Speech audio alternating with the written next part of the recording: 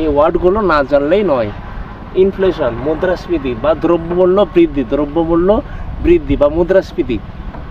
Inflation is going up, মানে মুদ্রাস্ফীতি বাড়ছে। প্রাইস হাইক দাম বৃদ্ধি। There is a price hike. Cost of living জীবনযাত্রার খরচ। The cost of living is high, এখানে জীবনযাত্রার খরচ অনেক বেশি।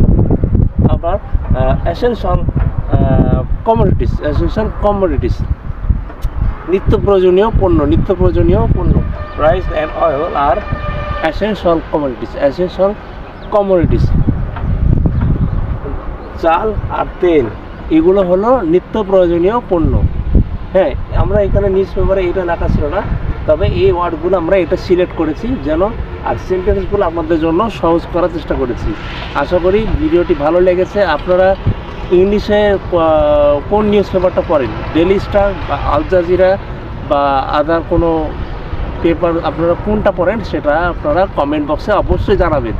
আর আমার ফেসবুক পেজটি লাইক কমেন্ট শেয়ার করবেন, ভিডিওটি বেশি শেয়ার করবেন, আর ইউটিউব চ্যানেলটি সাবস্ক্রাইব করবেন। ধন্যবাদ। আসসালামু আলাইকুম।